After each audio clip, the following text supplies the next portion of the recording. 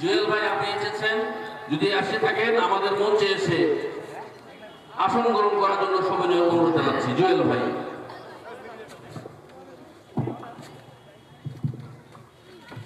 আসসালামু আলাইকুম ওয়া রাহমাতুল্লাহি ওয়া বারাকাতুহু।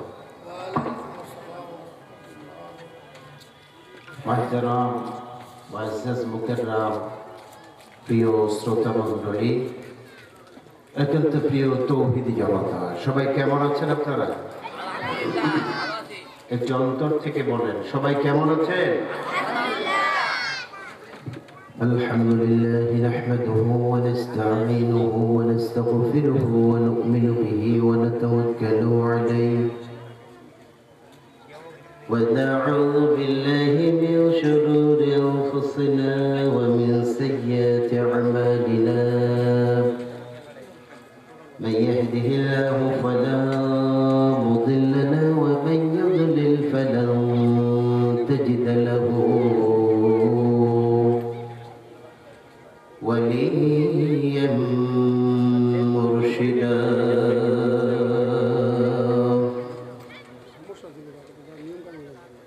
ونشهد أن سيدنا إمامنا قدوتنا حبيبنا طبيبنا وطبيب روحنا محمد الذي أرسله بالحق بشيرا ونذيرا وداعيا إلى الله بإذنه وسراجا وقمرا منيرا.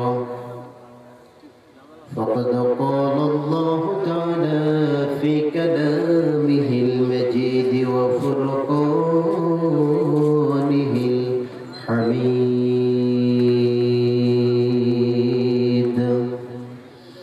সবাই জবান খুলে বলেন আমার সাথে, একসাথে আমরা তেলাওয়াত করব। আউযু বিল্লাহি মিনাশ শাইতানির রাজীম। বিসমিল্লাহির রাহমানির রাহিম। ইন্নামা তুযিরু মান ইত্তাবা'a যিকরা ওয়া খাশিয়ার রাহমান বিল গায়ব।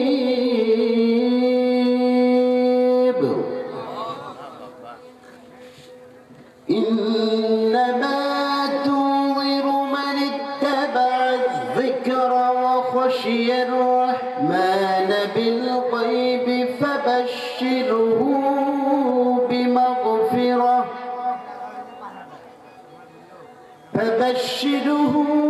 بمغفرة وأجر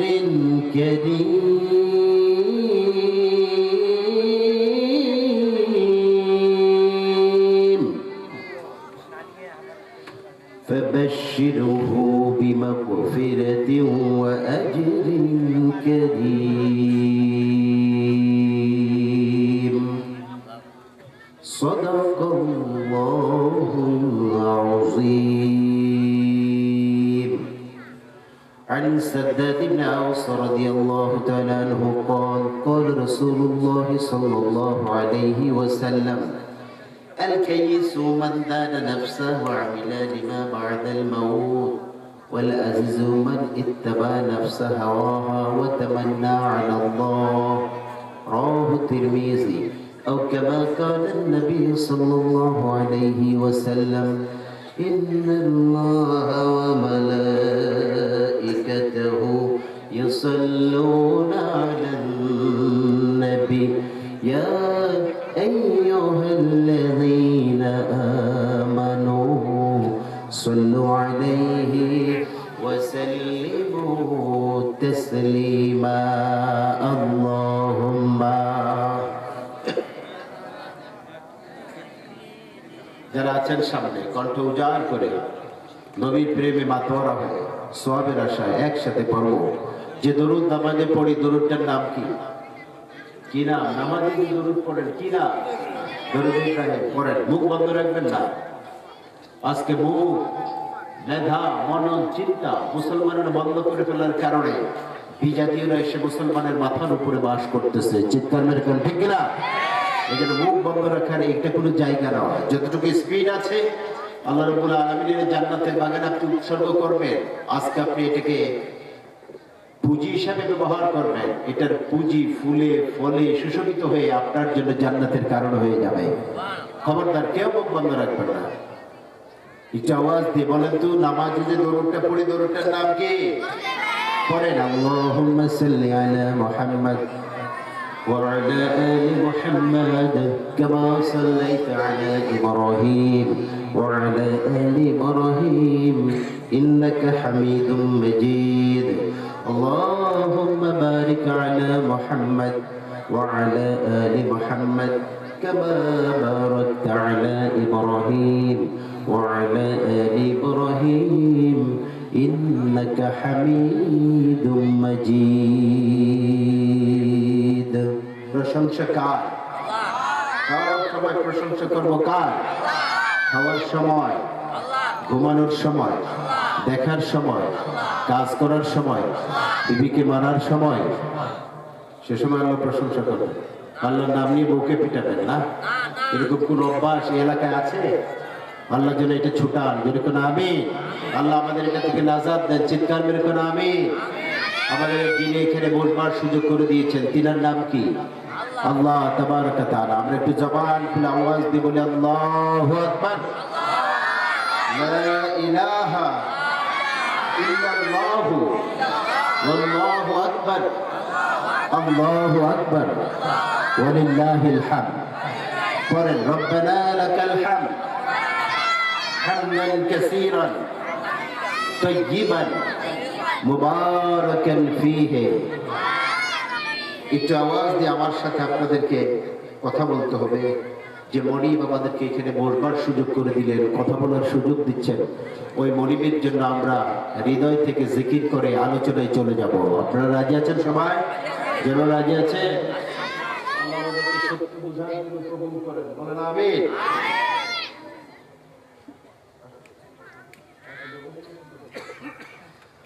তো প্রিয় ভাইরা, এই জন্য নিজের অন্তঃস্থল থেকে আমি আপনাদেরকে নিয়ে আল্লাহ পাকের প্রশংসা একটু মাথোয়ারা হতে চাই। আপনার জবান খুলে উত্তর দেবেন, পারবেন তো?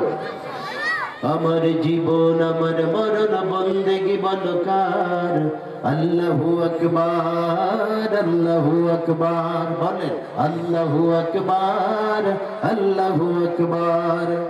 আমার জীবন আমার মরণ বন্দেগি বলকার আল্লাহু আকবার আল্লাহু আকবার। বলো আল্লাহু আকবার আল্লাহু আকবার। আমার জীবন আমার মরণ বন্দেগি বলকার। লাউডলি ওই যে পিছনের ভাইগুলো জবান বন্ধ রাখবেন না। আল্লাহর জন্য সবার জিকির আসতে হবে সবার জবান থেকে, যেহেতু জিকিরটা কার? আল্লাহ। এই জন্য সবাই একসাথে আমার জীবন আমার মরণ বন্দেগি বলকার। শীত আপনাদেরকে কাজ করে ফেলেছে। মুমিনেরা কখনো শীতের কাছে পরাজিত হয় না, ঠিক কিনা?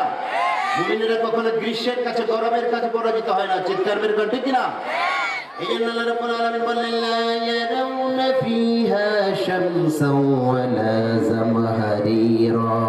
কিয়ামতের ময়দানে যে মুমিনেরা আল্লাহর জন্য কোরআনের কথা শুনবে, কোরআনের কাছে নিজেকে সমর্পণ করবে, আখিরাতের ময়দানে আল্লাহ বললেন আমি সূর্য দিয়ে তাদেরকে কোনো কষ্ট দেব না, আবার ঠান্ডারও কোনো পীড়া আমি তাদেরকে দেব না। সুবহানাল্লাহ। এই জন্য শীত গ্রীষ্ম আমাদেরকে কাজ করতে পারে না, ঠিক কিনা? আমি বলতেছি আপনারা শুধু আল্লাহু আকবার বলবেন, পারবেন তো? যেরকম পারবেন তো? পিছনের ভাইরা একটু সবাই একসাথে আমার জীবন আমার মরণ বন্দেগি বলকার। আলহামদুলিল্লাহ। এই তো বলেন আল্লাহু আকবার আল্লাহু আকবার। আমার ঈমান আমার নামাজ, আমার ঈমান আমার নামাজ সম্পদ বলকার। আল্লাহু আকবার আল্লাহু আকবার। বলো আল্লাহু আকবার আল্লাহু আকবার। আমার জীবন আমার মরণ বন্দেগি বলকার। আমার রোজা আমার রোজায় আমার হজ তেলাওয়াত বলো কার, আমার জীবন আমার মরণ বন্দেগি বলো কার,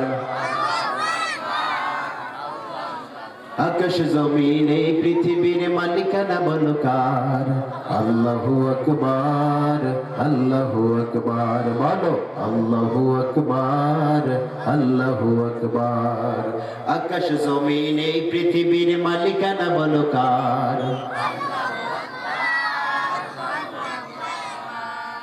মেনে চলবো আইন বিধান হুকুম বলো কার, আল্লাহু আকবার আল্লাহু আকবার, মেনে চলবো আইন হুকুম বিধান বলো কার,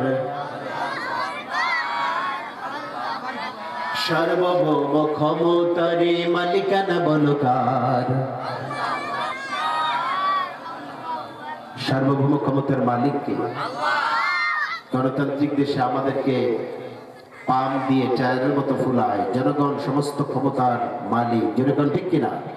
আবার এই জনগণের রক্ত ঝরাতে একটি গ্রুপ কোনো দ্বিধা করে না, ক্ষমতার কারণে আওয়াজ দিয়ে গণ ঠিক কিনা? এই জন্য সার্বভৌম ক্ষমতার মালিক কে? জোরে বলেন কে? আল্লাহ তাবারাক ওয়া তাআলা। আল্লাহ যেন আমাদেরকে বুঝ দান করেন, চিৎকার মেরে করে আমিন। আমি ভূমিকা ছাড়া আমি জানি আমার কথা বলার সময় খুব কম, আমি খুব সংক্ষেপ কথা আপনাদের জন্য নিয়ে এসেছি। মনিব আল্লাহ জাল্লা শানুর উপরে ভরসা করে তার কাছে তৌফিক চেয়ে নিয়ে গুটি কিছু কথা আল্লাহর কোরআন থেকে বলবার চেষ্টা করব। লোকেরা আমার নামে মুফাসসির করার বিভিন্ন রকম লেখালেখি করে, এরকম যোগ্যতা আমার নাই। আমি খালি ভাষণ, কিচ্ছু নেই, খালি ভাষণ বাজে বেশি, ঠিক কিনা? তো আমার ভিতরে কিচ্ছু নেই, কোরআনের ছাত্র হবার মাত্র চেষ্টা করতেছি, মুফাসসির না। আল্লাহ পাক যেন এই পথে কবুল এবং মঞ্জুর করেন, চিৎকার মেরে কোন আমিন। আর একটু জোরে বলেন আমিন। হাফেজিয়া মাদ্রাসা এবং ইতিমখানা হাফেজ ছাত্রদের পাগড়ি প্রদান উপলক্ষে 10ম আজকের এই তাফসীরুল কোরআন মাহফিল, উত্তর জনপদে এটি একটি ঐতিহ্যবাহী তাফসীরুল কোরআন মাহফিল। অনেক মানুষ আমাকে ফোন করে যে ওই তাফসীরটা কখন হবে, কারণ আপনারা কষ্ট করে হলেও বাংলাদেশের প্রথিতযশা আলেমদেরকে নিয়ে এসে জাতিকে কোরআন শোনার ব্যবস্থা করে দেন। জোরে বলেন ঠিক কিনা? কাজটা ভালো না খারাপ? জোরে বলেন ভালো না খারাপ? এখন দিনেও কথা বলতে হয়, রাতেও কথা বলতে হয়। আমরা শ্রোতাদেরকে বললাম, কমিটিকে বললাম, এত মাহফিল করেন কেন? বলে হুজুর 16টি বছর তো খুব কষ্টে কাটিয়েছি, এখন কাজা সহ আদায় করা লাগতেছে। কি সহ? কথা বলুন আপনারা, কি সহ? কোরআনকে দাবিয়ে রাখা যাবে না। পৃথিবীর এমন কোনো পাওয়ার নেই কোরআনকে দাবিয়ে রাখবে। সাময়িকের জন্য তুমি দাবিয়ে রাখবা, তুষের আগুনের মতো বারুদের মতো কি দাও দাও করে জ্বলবে, জোরে বল ঠিক না? আল্লাহ আমাদেরকে বুঝার তৌফিক দেন, জোরে বলে আমিন। আজকের ঐতিহাসিক তাফসীরুল কোরআন মাহফিলের পরম শ্রদ্ধাভাজন সভাপতি, আজকের সাদরে জলসা জনাব আলহাজ আজিজুর রহমান, চিনেন তো মানুষটিকে? আমার একেবারে পাশে বসা সুন্দর একজন নুরানি চেহারার মানুষ, তিনি হজ করে এসেছেন। একজন হাজিকে আজকের মাহফিলে সভাপতি হিসেবে পেয়েছেন। খুশি না বেজার? খুশি না বেজার? এই হজে যাওয়ার ইচ্ছে সবার আছে তো? এই হজে যাওয়ার জন্য বাংলার বুলবুল কবি কাজী নজরুল অনেকবার চেষ্টা করেছে, বহু প্রকাশনাকে অনেক দামি দামি বই লিখে দিয়েছে, কিন্তু টাকা দেয় নাই, হজে যেতে পারে নাই। হাজিদেরকে নিয়ে চমৎকার চমৎকার লেখা বিশ্ব মানবতাকে তিনি উপহার দিয়েছেন। হাজিদেরকে নিয়ে তিনি গর্ব করে লিখলেন, চল রে কবর যে আরতে, চল রে কবর যে আরতে, চল নবীজির দেশ, দুনিয়াদারির পোশাক ফেলে পড়রে হাজির বেশ। সুবহানাল্লাহ।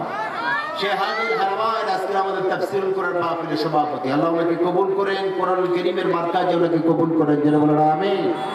আজকের মাহফিল পরিচালনা রয়েছেন জনাব শহীদুল ইসলাম মাস্টার, উপস্থাপনায় রয়েছেন আপনাদের অত্র মাদ্রাসার মুহতামিম, আমার খুব অন্তরঙ্গ বন্ধু হযরত মাওলানা দিদারুল ইসলাম সাহেব দামাত বারকাতুল আলিয়া। আজকের এই মাহফিলটিতে অনেক ওলামা হযরত আমার আগে কথা বলেছেন এবং অনেক ওলামা হযরতের নাম পোস্টারে দেখা যাচ্ছে।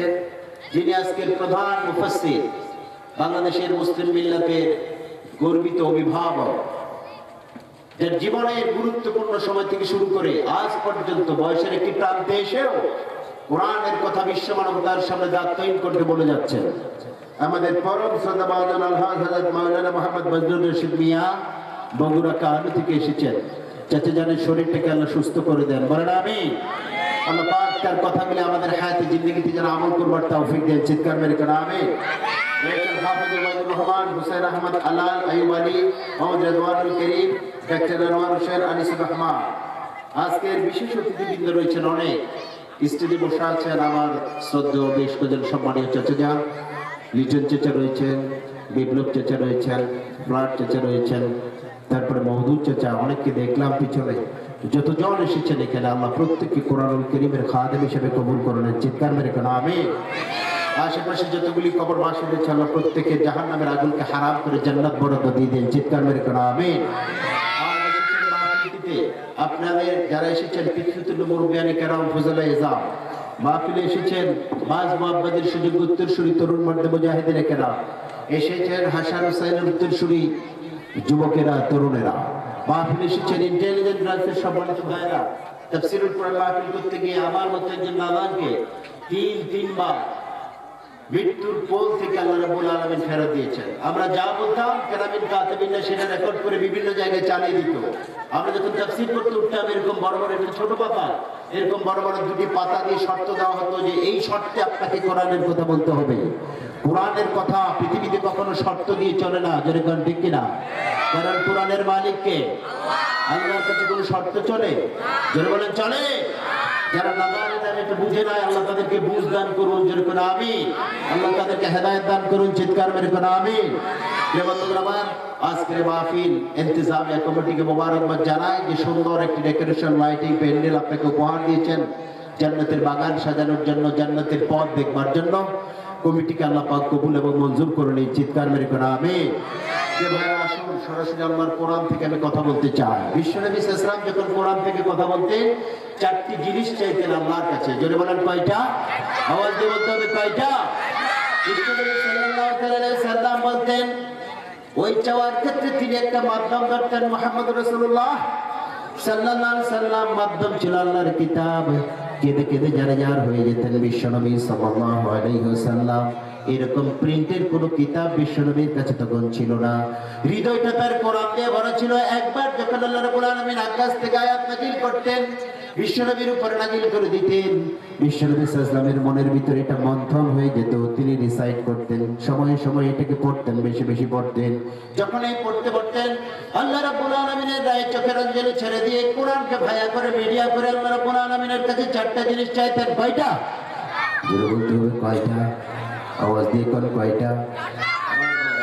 বলতেন ওয়াজআলহু রাবিয়া কলবি, রব্বুল আলামিন তোমার কাছে ফরিয়াদ, কোরআনের বদৌলতে আমাকে তুমি একটা সুন্দর অন্তর দান করে দাও। সুবহানাল্লাহ।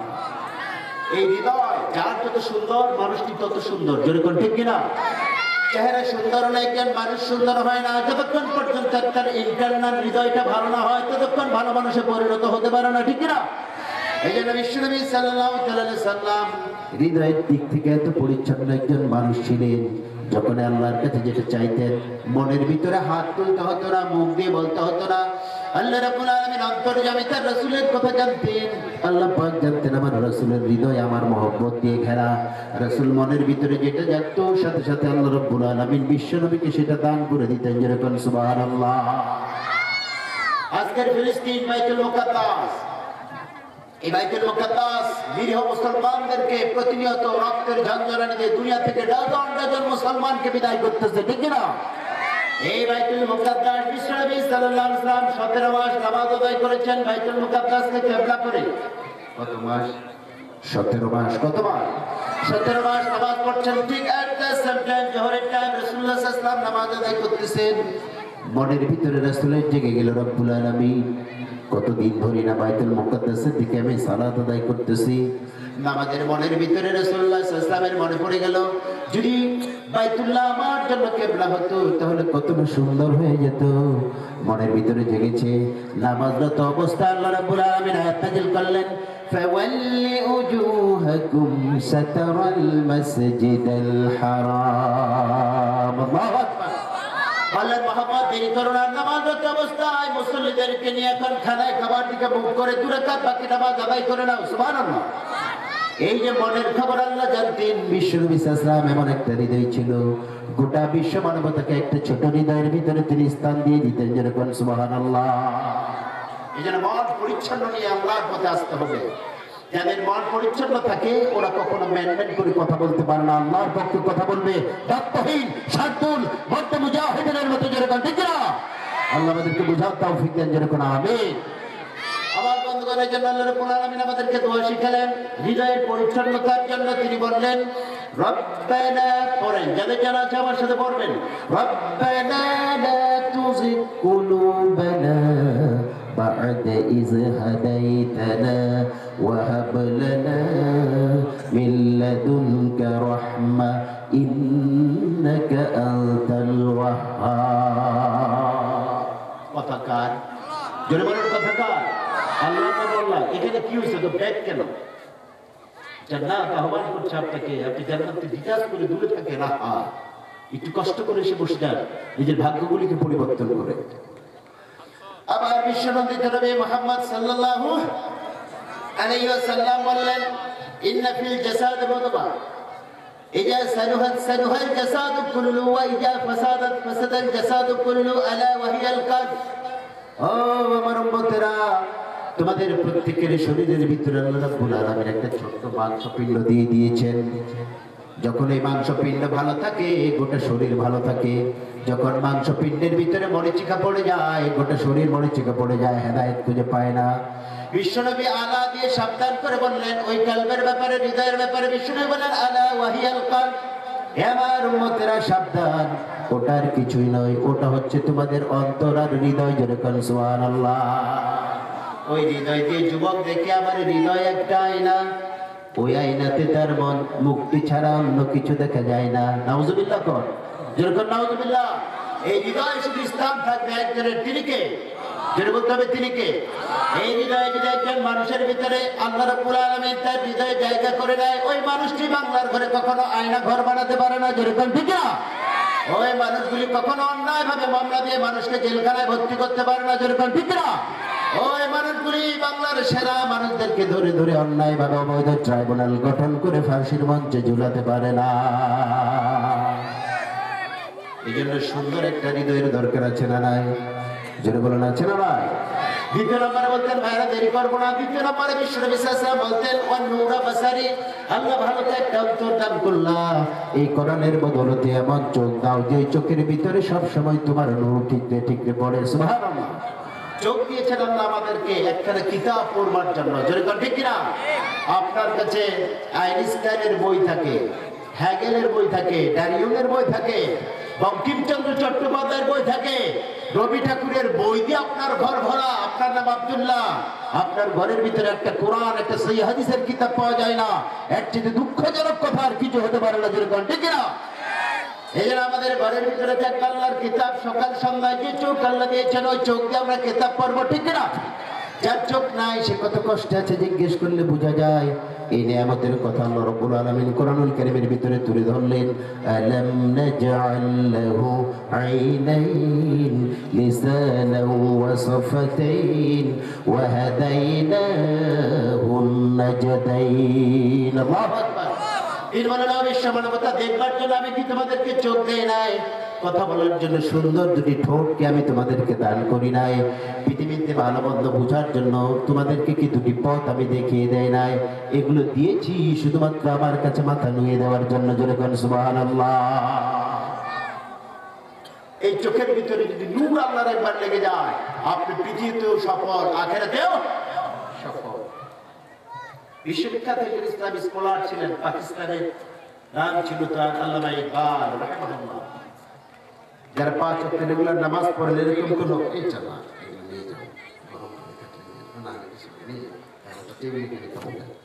আল্লামা ইকবাল তিনি পড়াশোনা করেছেন অক্সফোর্ডে, আমেরিকাতে পড়াশোনা করেছেন, ইউরোপে পড়াশোনা করেছেন, বড় বড় ডিগ্রি ছিল।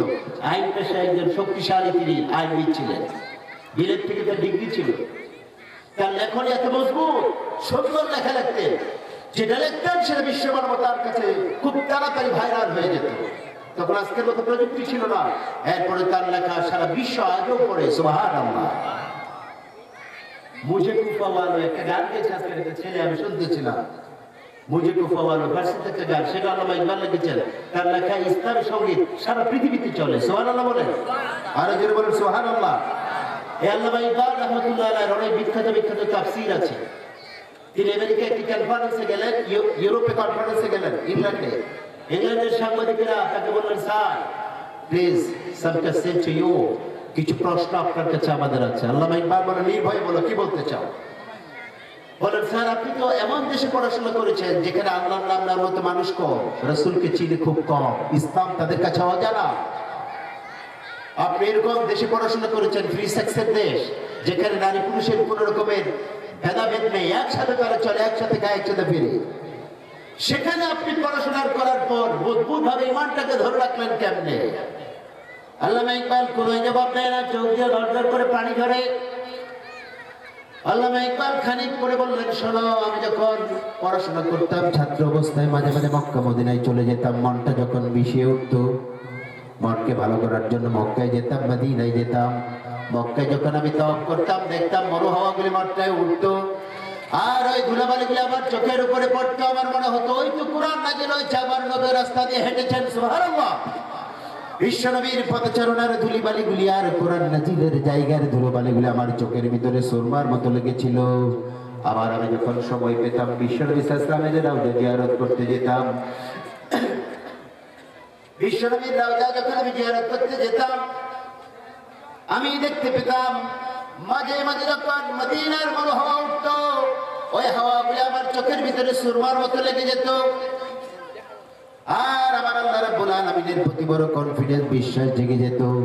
এই জন্য দুনিয়ার কোনো লোভ লালসা আর দুনিয়ার কোনো প্রতারণা আমার চক্ষুকে কোনো প্রতারণা দিতে পারে না। এই জন্য কোন সুবহানাল্লাহ। এই কথা বলার পরে আল্লামা ইকবাল রাহমাতুল্লাহ আলাইহি তিনি একটি ফার্সি শের লিখলেন, ওখানে বসে টেবিলে ফার্সি শের লিখে তিনি এবার সাংবাদিকদেরকে উপহার দিয়ে বললেন, খীরা নগর সিকা, खीरा नगर सिका मगरिब की दौदानेस, सुरमा था आका मेरा खाके मदीना। আল্লাহু আকবার। সাংবাদিকদের বললেন, মদিনা মক্কার ধুলোবালি আমার চোখে আসরে পড়ার কারণে, কোরআন নাযিলের জায়গা, নবীজির হেঁটে যাওয়ার জায়গার ধুলোবালিগুলি আমার চোখের উপরে পড়ার কারণে পৃথিবীর কোন পরাশক্তি, পৃথিবীর কোন লোভ লালসা আমার চোখের কাছে বড় করে ধরা দেয় না, আমার চক্ষুকে প্রতারিত করতে পারে নাই। কারণ ওই চোখের ভিতরে নূর পড়েছিল কার? জোরে বলতে হবে কার? এখানে বিষ্ণু বলতেন, আল্লাহ কোরআনের মাধ্যমে তোমার কাছে আমি এমন দুটি চোখ চাই যে চোখে প্রতিনিয়ত নূর পড়ে, দুনিয়ার কোনো লোক লালসা তাকে প্রতারিত করতে পারে না, সুবহানাল্লাহ। দ্বিতীয় নম্বরে বলতেন, ও জাহাব হাম্মি ও জালা হুজনি, বলতেন তৃতীয় নম্বরে, আল্লাহ আমার যে দুঃখ যাতনা কষ্ট রয়েছে, কোরআনের বদৌলতে তুমি আমাকে সমস্ত দুঃখ বেদনা যাতনা দূর করে দাও। পৃথিবীতে মানুষ যখন দুঃখ কষ্টের ভিতরে পড়ে যায়, বিভিন্ন জায়গায় যায়, মানুষের কাছে যায়, একটুখানি নিজেকে সান্ত্বনা দেওয়ার জন্য, বিশ্বনবী সাল্লাল্লাহু আলাইহি ওয়াসাল্লাম তা করতেন না। মক্কার মাটি যখন তার কাছে ছোট হয়ে আসলো, কাফেরদের অত্যাচারে জর্জরিত হয়ে গেল, মদিনা থেকেও কাফেররা, ইহুদিরা তার সাথে ভালো ব্যবহার করলেন না। কোরআন নিয়ে বসে তিনি আল্লাহকে বিচার দিতেন, ওয়াজালা হুজনি, আল্লাহ আমার দুঃখ কষ্টগুলি মেহেরবানি করে তুমি কোরআনের বদৌলতে দূর করে দাও। যেরকম সুবহানাল্লাহ। আজকে সারা পৃথিবীতে মুসলমানেরা কষ্টের ভিতরে নাকি সুখের ভিতরে? বলেন, ভারতে দুঃখ না কষ্ট? দুঃখ না সুখ? ফিলিস্তিনে দুঃখ না সুখ? এই কষ্টের ভিতরে তাদের দিনাতিপাত হচ্ছে। এই সময় বিশ্বনবী আমাদের শিখিয়েছে, কোরআনকে ভায়া করে আল্লাহর কাছে তুমি একটুখানির জন্য কোরআনকে ভায়া করে আল্লাহর কাছে সমাধান চাও, আল্লাহ এমন সমাধান করবে যেটা চিন্তাও করতে পারবে না, সুবহানাল্লাহ। চতুর্থ নম্বরে বলতেন, ওয়া জাহাবা হাম্মি, আল্লাহ আমাকে দুশ্চিন্তা থেকে মুক্ত করে দাও। ওর পাশে বাচ্চাগুলো একটু, আপনারা যারা ভলান্টিয়ার আছেন, বাচ্চাদের আস্তে করে কথা বলতে বলবেন। বিশ্বনবী সাল্লাল্লাহু আলাইহি ওয়াসাল্লাম তৃতীয় চতুর্থ নম্বরে বলতেন, ওয়া জাহাবা হাম্মি, আর রব্বুল ইজ্জত ওয়াল জালাল আমার যে দুশ্চিন্তা আছে, দুশ্চিন্তা গ্রাস করে ফেলেছে, আমার মনের ভিতরে আমার জন্য কোনো দুশ্চিন্তা করি না, আমার উম্মতের জন্য দুশ্চিন্তা। আবু জেহেল, আবু লাহাব, সাইবা, ওয়ালিদ ইবনে মুগিরারা তারা যে পরিকল্পনা করেছে ইসলামকে তুলে দেওয়ার জন্য, কোরআনকে তুলে দেওয়ার জন্য, এভাবে যদি অব্যাহত থাকে আমি মুহাম্মদের এটা বড় দুশ্চিন্তা হয়। মেহেরবানি করে আমি কোরআন তেলাওয়াত করতেছি, এই কোরআনের বদৌলতে আমার উম্মতদেরকে তুমি দুশ্চিন্তা মুক্ত একটা জীবন দান করে দাও। আমাদের দুশ্চিন্তা মুক্ত জীবন গঠনের জন্য চেয়েছেন মুহাম্মদ সাল্লাল্লাহু আলাইহি ওয়াসাল্লাম। কোরআন পড়তে গিয়ে এই চারটি আহ্বান আমি আপনাদেরকে রাখলাম। এক নম্বর বলবেন আল্লাহ আমাকে একটা ভালো অন্তর দাও, কি দাও? অন্তর দাও। দুই নম্বরে বলবেন আল্লাহ আমার চোখের ভিতরে নূর দাও, কি দাও? নূর দাও। শুধু মুহাম্মদ সাল্লাল্লাহু আলাইহি ওয়াসাল্লাম নাম আসলে ফুল দিয়ে চোখে রাখে। এই হাদিস কই পেলেন আমার জানা না। ফাকাশাফনা আনকা গিতাওয়াকা ফাবাশারুকা আল-ইয়াওমা হাদীদ। কোরআনের আয়াতগুলি আছে, এগুলি পড়ে চোখে ফু দেন আপনি। মুহাম্মদের নাম শুনে চোখে ফু দিয়ে লাগানো এটা খুব সহজ, লাগান হয়তো বরকত থাকতে পারে, কিন্তু মুহাম্মদের আদর্শকে না মেনে শুধু ফু দিয়ে চোখে লাগালে সামান্যতম কোনো উপকার আসবে না। চিৎকার মেরে কোন ঠিক কিনা? জোরে বলেন ঠিক কিনা? আল্লাহ সত্য বোঝার জন্য কবুল করুন, চিৎকার মেরে করো আমিন। দুই নাম্বার বলবেন আল্লাহ চোখের ভিতরে নূর দাও। তিন নাম্বার বলবেন আল্লাহ আমার দুঃখ কষ্ট কোরআন দিয়ে দূর করে দাও। চার নাম্বার বলবেন আল্লাহ আমার যে দুশ্চিন্তা গ্রাস করেছে দয়া করে কোরআনের বদৌলতে দুশ্চিন্তাটা মুক্ত করে দাও। যখন আল্লাহকে বলবেন আল্লাহ পাক সবগুলির সমাধান করতে পারেন কে? পারেন না। দিনকে রাত বানাতে পারেন কে? রাতকে দিন বানাতে পারেন কে? ফকিরকে বাদশা বানিয়ে দিতে পারেন কে? বাদশাকে ফকির বানাতে পারেন কে? অশিক্ষিতকে দেশ হাত তুলে দিতে পারেন কে? আবার রাষ্ট্রীয় প্রধানদেরকে আল্লাহ রাব্বুল আলামিন মুহূর্তের ভিতরে ফুৎকার দিয়ে অন্যত্র পাঠিয়ে দিতে পারেন কে? আল্লাহ বুঝার তৌফিক দেন, যেরকম আমিন। আর যারা বলেন আমিন। আসুন আমার ভাই, আমি সূরা ইয়াসিন থেকে তেলাওয়াত করেছি। কোন সূরা? আজকে থেকে কোরআন পড়তে গেলে এই চারটি জিনিস চাইতে হবে। পারবেন তো আপনারা? যেরকম পারবেন তো? আল্লাহ আমাদেরকে বুঝার তৌফিক দিন, যেরকম আমিন। এটুকু যদি বাড়িতে নিয়ে যেতে পারেন বরকতের অভাব হবে না। আমি বলে গেলাম আপনাদেরকে। কোন সূরা পড়তে তেলাওয়াত করেছি? বিজ্ঞানময় একটি সূরা আপনাদের সামনে তেলাওয়াত করেছি। কোরআন বিজ্ঞান দিয়ে ভরে দিয়েছেন আল্লাহ পাক। আল্লাহু আকবার বলবেন না? আর বিজ্ঞানীরা আমাদেরকে ঠাট্টা করে, হুজুররা কিছুই জানে না, মৌলবীরা কি জানে না। বিজ্ঞানের মেইন রসায়ন তো হুজুরদের কাছে, জোরে কোন ঠিক কিনা? হাফেজে কুরাইশদের কাছে। আজ মাদ্রাসা থেকে হাফেজেরা কোরআন তেলাওয়াত করতেছে। যখন এই কোরআন তাদের তটস্থ হয়ে যাবে, এটা যখন তারা রিসাইটেশন করতে যাবে, এখন মেমোরাইজ করতেছে তারা, তখন তারা বুঝবে আল্লাহ পাক বিজ্ঞান দিয়ে কোরআনটাকে কত বড় ভরে দিয়েছেন, যেরকম সুবহানাল্লাহ। কোন সূরা পড়তে যাচ্ছি আমরা ভাইরা? একটি ছোট্ট বিজ্ঞানের ব্যাকগ্রাউন্ড। 1609 সাল, কত সাল? 1609 সাল পৃথিবীতে আবিষ্কার হলো সহজ ভাষা দূরবীন, টেলিস্কোপ। কি আবিষ্কার হয়েছে? টেলিস্কোপ। এটি কি আবিষ্কারক কে ছিলেন? ছাত্ররা বলো তো, দূরবীনের আবিষ্কারক কে? টেলিস্কোপের মাইক্রোস্কোপ যেটা দেখো তোমরা, এটার আবিষ্কারক কে? গ্যালিলিও। কে আবিষ্কার করেছেন? গ্যালিলিও আবিষ্কার করেছেন। গ্যালিলিও আবিষ্কার করার পর তিনি তার এই টেলিস্কোপ দিয়ে আকাশের দিকে তাকালেন। তাকাতে গিয়ে দেখলেন ওই টেলিস্কোপের ভিতরে 5টি গ্রহ, 15টি উপগ্রহ ধরা পড়লো। আল্লাহু আকবার। তার পাওয়ার কম ছিল, যতটুকু ছিল ওটুকু দিয়ে তিনি মহাশূন্যের দিকে তাকিয়ে দেখলেন 5টি গ্রহ, 15টি উপগ্রহ। আরেকটি তথ্য তিনি দেখলেন যে আমার এই টেলিস্কোপের ভিতরে ধরা পড়তেছে পৃথিবীটা ঘুরতেছে, সূর্যটা স্থির হয়ে এক জায়গায় দাঁড়িয়ে আছে। আল্লাহু আকবার বলবেন না? এটা সংবাদপত্রে চলে এলো। 1609 সাল মানুষের কথায় কথায় চলে এলো, পাতার পাতায় চলে এলো। এই তথ্যটা দেখতে পেলেন খ্রিস্টানেরা। কারা? খ্রিস্টানেরা। ইতালি রোমের খ্রিস্টানেরা এই নিউজটা দেখতে পেলেন এবং তার বাড়িও ছিল ইতালিতে।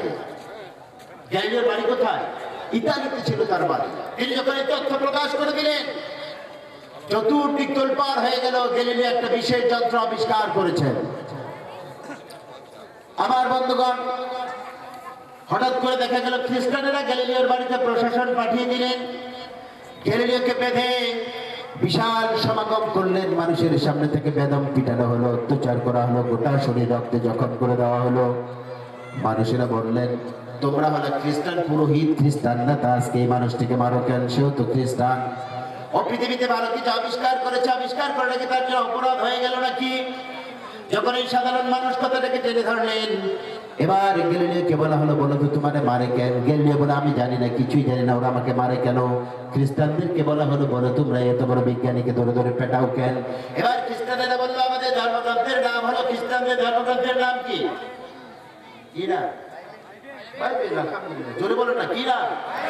বাইবেল। তারা বলতেছে, ভাইয়ের আমার, আমরা যখন বাইবেল পড়তে যাই, বাইবেল আমাদেরকে প্রমাণ করে, বাইবেল আমাদেরকে বলে, বাইবেল আমাদেরকে প্রুফ দিয়েছে গোটা পৃথিবীটা ঘুরতেছে, গোটা পৃথিবী স্থির আছে, সূর্যটা চতুর্দিকে ঘুরতেছে। আর গ্যালিলিও বলতেছে পৃথিবীটা ঘুরতেছে, সূর্যটা স্থির হয়ে আছে, তার যন্ত্রে নাকি এটা ধরা পড়েছে। আমাদের কথা যদি ডিনাই করতো, আমরা কোন রকমের তাকে শাস্তি দিতাম না। আমাদের ধর্মগ্রন্থ বাইবেলের বিরুদ্ধে কথা বলেছে গ্যালিলিও, যার জন্য তাকে ধরে আমরা শাস্তি দিয়েছি। আমার ভাইয়েরা, যদি মুসলমান একজন বেঁচে থাকে আল্লাহর কোরআনের বিরুদ্ধে কেউ কথা বলে, আপনারা মানবেন নাকি? জোরে বলেন, মানবেন নাকি? আওয়াজ দিয়ে বলেন, মানবেন। কিন্তু চরম সত্য এই কথাটা। আমি যখন প্রথম কোরআনুল কারীমের তেলাওয়াত দেখেছি সংসদ ভবনে, টিভি অন করলাম, দেখতেছি সেখানে তেলাওয়াত হচ্ছে সংসদ ভবনে, সমস্ত জাতীয় সংসদের সদস্যরা বসেছেন। কুলিল্লাহুম্মা মালিকাল মুলক তুতিল মুলকা মান তাশা, তেলাওয়াত হচ্ছে কোরআনের। হৃদয় বিগলিত হয়ে গেল। পরক্ষণে দেখলাম ওই কোরআন তেলাওয়াত যেই সংসদে হয়, সেই সংসদে 300 জনের উপরে সদস্য বসে কোরআনের বিরোধী আইনও পাশ হয়, জিনার আইন, আপনার বিভিন্ন রকম সুদ ঘুষ, বিভিন্ন রকমের আইন সেখানে যেটা কোরআন নিষেধ করেছে, এই আইনগুলিও তারা পাশ করে ফেলে। যেরকম ঠিক কিনা? আওয়াজ দিয়ে ঠিক কিনা? কিন্তু আমরা খুব চিৎকার মেরে বলি, কোরআনের বিরোধিতা করলে আমি দেখে নেবো, এক বিন্দু রক্ত থাকতে আমি স্থির থাকতে পারবো না। কোরআনের হাজারো বিরোধিতা হয় বাংলার জমিনে, তুমি না দেখে ঘুমাও, এই ঘুম তোমার জন্য জাহান্নামের কারণ হয়ে যাবে। যেরকম ঠিক কিনা? আওয়াজ দিয়ে ঠিক কিনা? আমার প্রিয় ভাইদের, লক্ষ্য করতে হবে, গ্যালিলিওকে ধরা হলো, মেরে পিটিয়ে থেকে বলা হলো আমাদের বাইবেলের বিরুদ্ধে কথা বললো কেন? গ্যালিলিও বললেন, আমার যন্ত্র আবিষ্কারে যা বলেছে সে তথ্য দিয়েছি। এবার পাদ্রীরা বললেন, মানুষকে কিন্তু মানলাম, আসলে তথ্যটা কি? পৃথিবী ঘুরে না, সূর্য ঘুরে, এর প্রমাণ কে দেবে? পাদ্রীরা পড়তে লাগলেন আল্লাহর কোরআন। আজকে যে সূরা তেলাওয়াত করেছি আমার ভাইরা, সূরা ইয়াসিন। কোন সূরা? সূরা ইয়াসিনের ভিতরে সেদিন ভাইরা আমার 1609 সালে সবাই মিলে পড়তে লাগলেন, তারা বিভিন্ন ধর্মগ্রন্থ, এটির তথ্য খোঁজার জন্য, এটির সলিউশন দেওয়ার জন্য, সমাধান দেওয়ার জন্য। যখন এই সব মানুষগুলি পড়েছে, কয়েকজন মুসলিম স্কলারকে সৌদি আরবের দায়িত্ব দেওয়া হলো, এ ব্যাপারে তোমার কোরআন কিছু বলে কিনা, তোমরা আমাদেরকে তাড়াতাড়ি জানাও। 15-20 দিনের ভিতরে সৌদির শাইখরা বলল, আমরা পেয়ে গিয়েছি, তোমরা যেটা নিয়ে বাড়াবাড়ি করো। আবার আল্লাহ রাব্বুল আলামিন তার সুন্দরতম সমাধান সূরা ইয়াসিনের 40 নম্বর আয়াতের ভিতরে দিয়ে দিয়েছেন। যেরকম সুবহানাল্লাহ, আল্লাহ রাব্বুল আলামিন দাঁতাইন কণ্ঠে বললেন, লা শামসু ইয়ানবাগি লাহা আন তুদরিকাল কমারা ওয়া লাল লাইলু সাবিকুন নাহার ওয়া কুল্লুন ফি ফালাকিন ইয়াসবাহুন।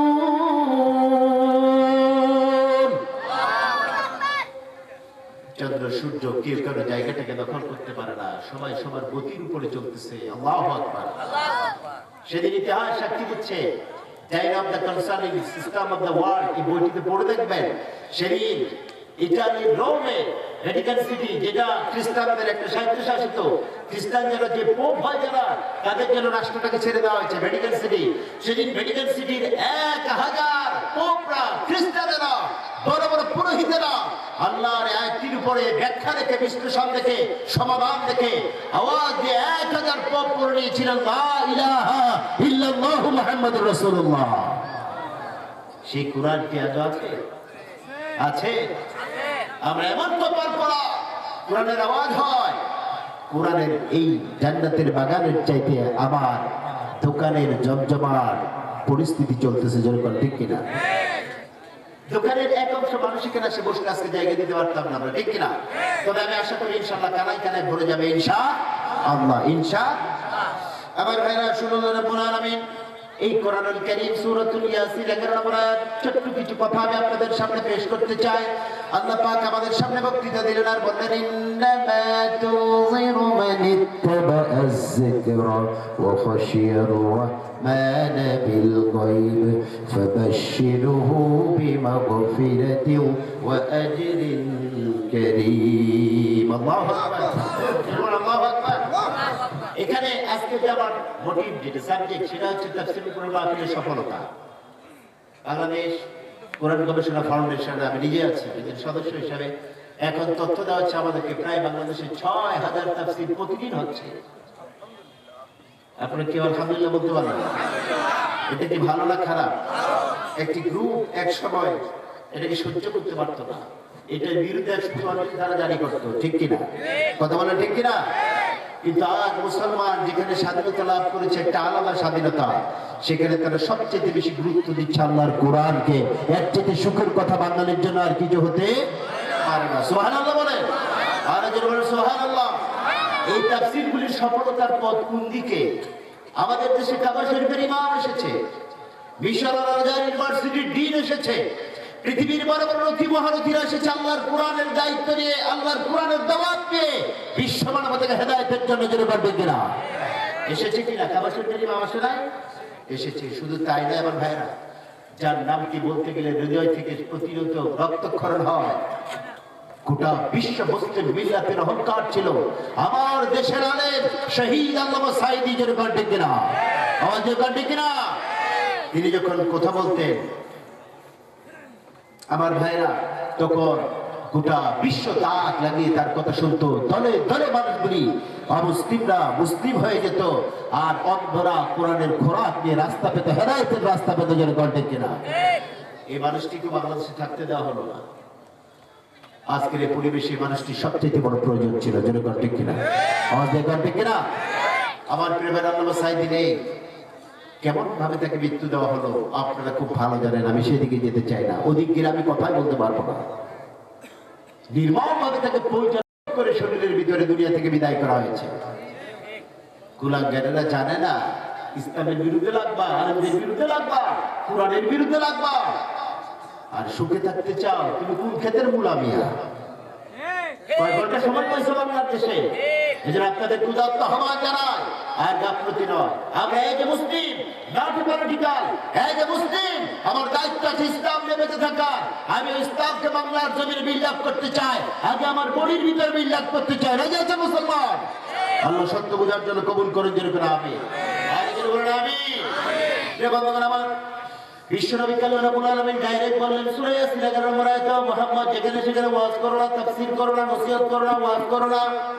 ওয়াজ করে দুটি জাতির সামনে, কয়টা? দুটি জাতির সামনে আল্লাহ পাক স্পষ্ট করলেন, মান ইত্তাবা'আজ যিকরা ওয়া খাশিয়ার রাহমান বিল গায়ব। আল্লাহু আকবার। প্রথমে বলেন মুহাম্মদ যারা কোরআনের অনুশাসনকে মেনে নেয়, এই জাতির কাছে যদি ওয়াজ করো দেখবা গোটা পৃথিবী শান্তিতে ভরে যাবে। সুবহানাল্লাহ।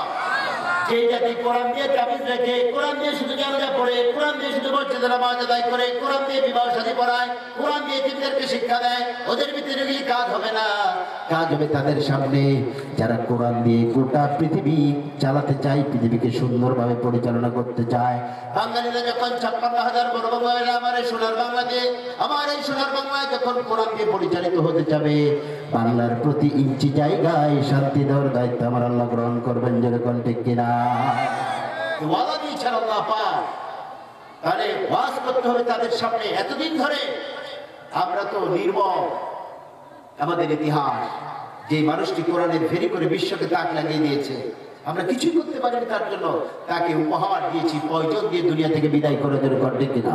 আমাদের ঠিক কিনা? এই কারণে আমরা যদি কোরআন অনুশাসন মানতে পারতাম, কোরআন কত সুন্দর জীবন ব্যবস্থা দেখাতে এসেছে, আমাদের বীর চমকে যেত, হৃদয় ঠান্ডা হয়ে যেত, পৃথিবীর মানুষ শান্তি পেত। চিৎকার মেরে করেন, ঠিক কিনা? এই জন্য আমার বন্ধুগণ, সর্বদা কায়নাত বিশ্বনবী মুহাম্মদ রাসূলুল্লাহ সাল্লাল্লাহু আলাইহি ওয়াসাল্লামের প্রিয় সাহাবী হযরত ওমর, কিনা? হযরত ওমর, ওমরের শাসন জানে না এমন মানুষ খুঁজে পাওয়া যায় না পৃথিবীতে। আজকের গোটা শাসকগুলো যে যে ধর্মের হোক না কেন, আমরা ক্যালকুলেশন করে দেখেছি, ইসলামী গবেষণা ফাউন্ডেশন আমাদেরকে বলেছে, পৃথিবীর প্রত্যেকটি ইভেন্টে আমেরিকার যারা প্রেসিডেন্ট হয়, রাষ্ট্র পরিচালক হয়, তারা ওমরের বায়োগ্রাফি পড়ে, ওমরের জীবনী পড়ে। সুবহানাল্লাহ। কারণ ওমর এমন একজন শাসক ছিলেন, গোটা পৃথিবী তার কাছে চিরঋণী হয়ে আছে। তার শাসনের মাধ্যমে আল্লাহ রাব্বুল আলামিন মক্কা মদিনা থেকে শুরু করে আজকের আধুনিক যুগের প্রায় 45টি দেশ আঞ্চলিক জায়গাগুলোতে শান্তি দিয়েছিলেন, যেরকম সুবহানাল্লাহ। ওমর রাদিয়াল্লাহু তাআলা শাসন ক্ষমতা পেলেন যখন তাকে শাসন ক্ষমতা অর্পণ করা হলো, চক্ষু লাল লাল হয়ে গিয়েছে ওমরের। অনেক সাহাবী তার পাশে গিয়ে কথা বলতে চাইলেন, ওমর কথা বলতে পারতেছেন না। বন্ধুগণ, আমার একজন তার প্রিয় সাহাবী ছিল সাইদ ইবনে আমির আল জুমাহি রাদিয়াল্লাহু তাআলা আনহু। সাইদ বারবার ওমরের কাছে গেলেন আর বললেন, প্রিয় বন্ধু, আমার এত মন খারাপ করো কেন? ওমর কোনো কথা বলতে পারে না। একদিন প্রায় 12 থেকে 14টি ঘন্টা ইতিহাস সাক্ষী দেয়, ওমর যেদিন তার উপরে রাষ্ট্রভার ক্ষমতা দায়িত্ব তার উপরে অর্পিত হলো, রাষ্ট্রের প্রধান দায়িত্ব ওমর যেদিন পালন করতে লাগলেন, বন্ধুগণ আমার, ওমর রাদিয়াল্লাহু তাআলা আনহু প্রায় একদিন এক রাত কোনো কথা বলতে পারেন নাই, নির্বাক চোখে শুধু সালাত গুলো ভালোভাবে আদায় করেছেন। পরের দিন খুব সকালবেলা সাইদ ইবনে আমির আল জুমাহি রাদিয়াল্লাহু তাআলা আনহু তিনি বললেন, আমি দেরি করলাম না, আমার প্রিয় বন্ধু ওমরের খোঁজ নেওয়ার জন্য গেলাম, তাকে একটু প্রবোধ দেওয়ার জন্য গেলাম। আর বললাম, ওমর রে, তুমি তো জানো ইসলাম এমন একটি জীবন ব্যবস্থা, কারো উপরে যদি রাষ্ট্রীয় ক্ষমতা চলে আসে, কোনো দায়িত্ব চলে আসে, দায়িত্ব থেকে পালাবার কোনো পথ নাই। আবার ইসলাম এমন একটি সুন্দর ব্যবস্থা, যার যোগ্যতা নেই, যার উপরে দায়িত্ব আসে না, দায়িত্ব পালনের কোনো রকমের কোনো দায়িত্ব তার উপরে অর্পিত হয় না, এই মানুষটি কোনো রকমের ত্যাগ করে, কোন রকমের দলবাজি করে, টেন্ডারবাজি করে, অর্থ দিয়ে, টাকা দিয়ে কোন রকমের দলীয় পদ নিতে পারে না। সুতরাং তোমার উপর আল্লাহর তরফ থেকে দায়িত্ব এসেছে, আল্লাহ রাব্বুল আলামিনের উপরে ভরসা করো, রাষ্ট্রকে সুচারুভাবে পরিচালনা করো। ওমর সেদিন মুখ খুলে বললেন, সাইদ রে, আমার রাজ্যের সবচেয়ে গুরুত্বপূর্ণ একটি রাজ্য, যার নাম হলো হিমস। হিমস এই রাজ্যটা অত্যন্ত ইম্পর্টেন্ট, অনেক বেশি পপুলার, এখানে অনেক জনবসতি। এই রাজ্যের দায়িত্ব আমি তোমাকে অর্পণ করতে চাই। আমার ভাইরা যখন সাইদকে কথা বললেন, ওমর রাদিয়াল্লাহু তাআলা পরের দিন সাইদ রাদিয়াল্লাহু তাআলাকে দেখলেন সাহাবায়ে কেরাম ওমরের বাড়ি থেকে শুধু দৌড় দিয়ে ভেগে ভেগে যায়, সবাই তার পিছু নিলেন তাকে ধরবার জন্য। একটা পর্যায়ে সাইদ দৌড় দিয়ে বাড়িতে চলে গেলেন। বাড়ি থেকে ওমর বললেন, আমার বন্ধুকে তোমরা ধরে নিয়ে এসো। ওমর রাদিয়াল্লাহু তাআলা সেখানে প্রশাসনের লোক পাঠিয়ে দিলেন, সাইদকে ধরে নিয়ে আসলো ওমরের কাছে। বললেন, বন্ধু, তুমি আচরণটা করলা কেন? সাইদ বললেন, ভাই, যেভাবে আছি সাধারণ মানুষ সেভাবেই ভালো, রাষ্ট্রের গুরু দায়িত্ব, একটা স্টেটের দায়িত্ব পালন করতে যাব, স্টেটের চিফ হব, মানুষের যদি কোনো রকমের হক আদায় করতে আমার অসুবিধা হয়ে যায়, তাদের হক আদায় করতে না পারি, নিজের পরিবারের হক আদায় করতে পারি না, রাজ্যের হক আদায় করবো কেমনে? আমার বললেন, তোমার যদি অবস্থা হয় একটা স্টেটের রাজ্যের তোমরা দায়িত্ব গ্রহণ করতে চাও না, আর আমাকে আমার অর্ধজাহানের দায়িত্ব দিয়ে তোমরা বসে থাকতে চাও, এটা কখনো হতে পারে না। আমার খুব সাদাসিধে মানুষ ছিলেন। বললেন, বন্ধু আমার, তুমি যদি হিমসের দায়িত্ব গ্রহণ না করো, আমি আমার বসে বসে থাকবো, তখন তোমরা আমাকে কিছুই বলতে পারবে না। প্রিয় বন্ধুগণ আমার, ওমর রাদিয়াল্লাহু তাআলা তার বন্ধু সাইদ রাদিয়াল্লাহু তাআলাকে হিমসের ভিতরে পাঠিয়ে দিলেন। হিমসে যাওয়ার পর একটি মাস অতিক্রান্ত হলো। ওমর এবার রাজ্যের বিভিন্ন স্টেটগুলি সফর করা শুরু করেছেন। প্রথম তিনবার সফর করতে যাচ্ছেন হিমসের রাজ্যে। আমার ভাইরা, হিমসের রাজ্যে হযরত ওমর রাদিয়াল্লাহু তাআলা যখন সফর করলেন, রাত্রি যাপন করতে যাবেন, ওমরের কাছে একটা লিস্ট দেওয়া হলো। হিমসের গুরুত্বপূর্ণ ব্যক্তিবর্গ প্রায় 100 জন মানুষের একটা লিস্ট তালিকা প্রণয়ন করা হয়েছে। ওখানে সবচেয়ে দুস্থ মানুষের তালিকাগুলো হযরত ওমরের হাতে তুলে দেওয়া হলো। ওমর বলল, এটা কি? রাজ্যের মানুষগুলি বললেন, জাহাপনা, আপনি হচ্ছেন অর্ধজাহানের প্রেসিডেন্ট, আমাদের কাছে এসেছেন, ক্ষমতা পাওয়ার বেশি দিন আপনার হয় নাই, তারপর আপনার হাতে আমরা একটা লিস্ট দিয়ে দিয়েছি। হিমসের প্রায় 100 মানুষ, দুস্থ মানুষ খেতে পারে না, বিবিবাল বাচ্চার জন্য কিছু ক্রয় করতে পারে না দুস্থ মানুষেরা। আপনার তরফ থেকে যদি সম্ভব হয়, মেহেরবানি করে এদের হাতে আজকে কিছু দিরহাম আর দিনার দিয়ে যাবেন। যেরকম সুবহানাল্লাহ। কয়জনের তালিকা ছিল? 100। জোরে বলে 100। জোর হলো না, 100। আরো জোরে 100। আরে মুসলমান ঠান্ডা হয়ে গেছে। আল্লাহ আমাদের বুঝদান করুন, বলেন আমিন। আর জোরে বলেন আমিন। 100 জনের একটা তালিকায় 99 নম্বর তালিকায় দেখা যাচ্ছে সাইদ ইবনে আমির আল জুমাহি। কে লোকটা? খলিফা। ওই যে হিমসের প্রধান। সুবহানাল্লাহ বলবেন না? ওমর বললেন, না হাজা, ওই দিস পারসন, এই লোকটা কে? রাজ্যের লোকগুলি বলল, জাহাপনা, আপনার দায়িত্বে নিয়োজিত আমাদের রাজ্যের চিফ। আল্লাহু আকবার। কেন দায়িত্ব দিয়েছো? আমরা দেখেছি বৃষ্টি আসতে হিমসের ঘরে টপ টপ করে বৃষ্টি পড়ে, রাষ্ট্রীয় কোন রকমের ঘরের ভিতরে সে থাকে না। আপনি রাষ্ট্রে তার জন্য যা বরাদ্দ দেন, ওগুলি আমাদের দুস্থদের ভিতরে দিয়ে দেন। তার বাড়িতে চুলা জ্বলে না, বাচ্চাগুলি রুগ্নের মতো হয়ে গিয়েছে। ওমর রাদিয়াল্লাহু তাআলা সাইদকে ডাকতেন, তালহেনা ইয়া সাদিকুল হাবিব সাইদ ইবনে আমির আল জুমাহি, চিৎকার বের করে আল্লাহু আকবার। সাইদ শুধু কান্দে আর দরদর করে চোখের অঞ্জলি ফেলে বলে, যে আপনারা বলুন কি বলতে চান? ওমর বললেন, তুমি আমার প্রিয় বন্ধু, বড় শখ করে তোমার যোগ্যতা মাফিক আজকে হিমসের প্রদান করে পাঠালাম। তোমার রাজ্যের মানুষগুলি তোমাকে তালিকায় দিয়েছে 99 তালিকায়। তুমি কি দুস্থ হয়ে গিয়েছো? তোমার জন্য যে দিরহামগুলো বরাদ্দ দেয় সেগুলি কি করো?